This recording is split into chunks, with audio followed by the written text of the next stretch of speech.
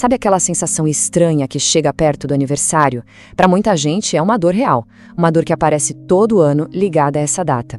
E olha, não é frescura, não é ingratidão, nada disso.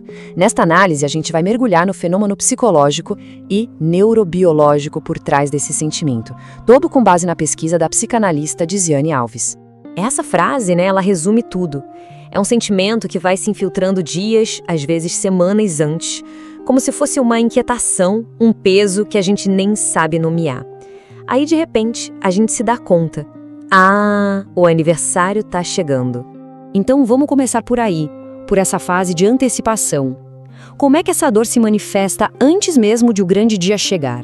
Bom, o que se vê são sintomas muito comuns. Uma ansiedade que só cresce, uma irritação que parece vir do nada, essa sensação de não conseguir ficar em paz. E aí, no próprio dia, um vazio, uma tristeza. E depois que tudo passa, um cansaço profundo. Se algo disso soa familiar, saiba que tem uma explicação para isso. E aqui está o ponto crucial. O que se sente é legítimo, é real. A ciência por trás disso nos ajuda a sair daquele lugar de culpa, de autojulgamento, sabe? Porque não é uma escolha, é na verdade uma resposta automática do nosso organismo. Existe até um nome técnico para isso, olha só. Reativação de memória emocional em datas simbólicas. O que isso quer dizer? Basicamente que certas datas, tipo o aniversário, funcionam como uma chave. Uma chave que liga memórias muito antigas, mas não como uma história, e sim como uma sensação física, uma emoção que vem à tona. Mas por que essa sensação começa antes da data? A resposta para isso está no jeito que o nosso cérebro funciona. Vamos entender como isso se constrói. Pesquisadores, como Robert Sapolsky, mostram que nosso cérebro é uma verdadeira máquina de previsão. Ele está o tempo todo usando o que já vivemos para prever o que vem pela frente. Então, quando ele reconhece aquele padrão de opa, o aniversário está se aproximando, ele não fica esperando o dia chegar para reagir. Ele já começa a preparar o corpo para isso. Esse processo é quase um passo a passo. Primeiro, o cérebro reconhece o padrão. Logo depois, a amígdala, que é tipo o nosso alarme de incêndio para ameaças, dispara um alerta emocional. E aí, o eixo HPA entra em ação e inunda o corpo com hormônios de estresse, como o cortisol. É o corpo entrando em estado de defesa para uma dor que ele já conhece. Tá, mas defesa contra o quê, exatamente? Pra gente entender de onde vem essa ameaça, a gente precisa voltar um pouco no tempo. Lá para a infância, para a forma como o significado do aniversário foi sendo construído.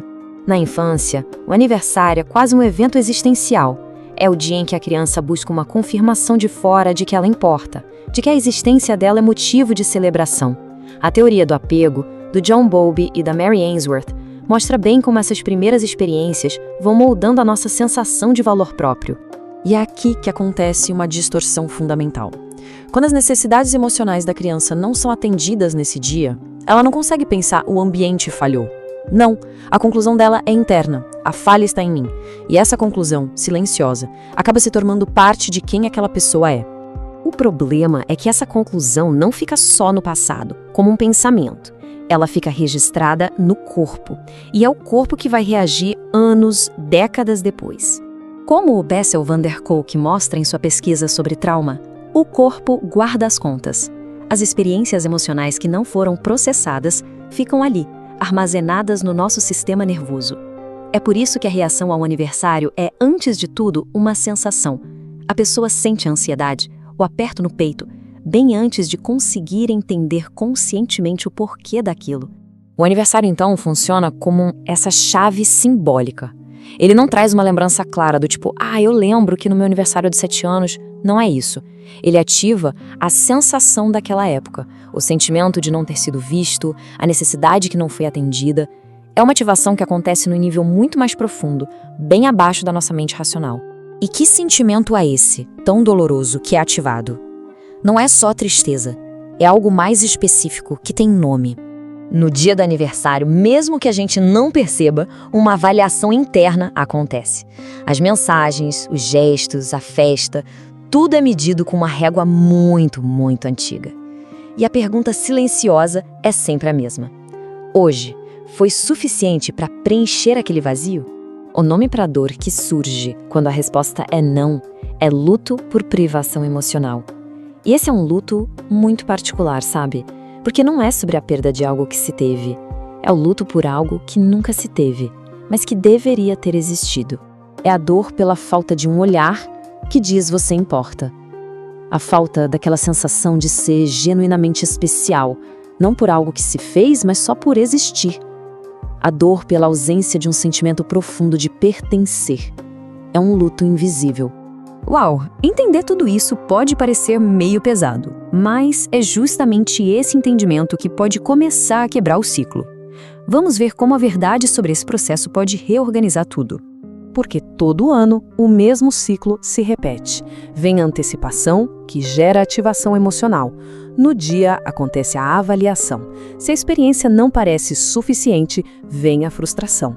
E essa frustração, o que ela faz? Reforça a crença original. Tem uma falha em mim, eu não sou importante. E aqui está a grande virada de chave.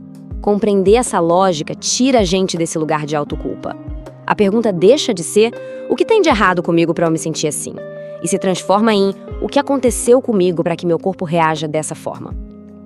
Essa mudança de perspectiva é o primeiro passo de todos. E toda essa análise que a gente trouxe aqui é fruto da pesquisa da psicanalista Diziane Alves. Ela, inclusive, desenvolveu um método chamado integração psicanalítica racional, que trabalha justamente essas memórias emocionais profundas e seus ciclos de repetição. Entender não faz a dor sumir num passe de mágica. Claro que não. Mas como diz a frase, abre um caminho. A verdade sobre o que sentimos e por que sentimos é o ponto de partida. Aceitar que a dor é real e que tem uma origem lógica é o que nos dá a permissão para começar a trilhar esse caminho. E fica aqui a reflexão, né? Se essa dor não é sobre o dia do aniversário, mas sim sobre uma memória, o que acontece quando se para de usar esse dia como um teste e se começa a usá-lo como uma oportunidade de dar a si mesmo aquilo que um dia faltou?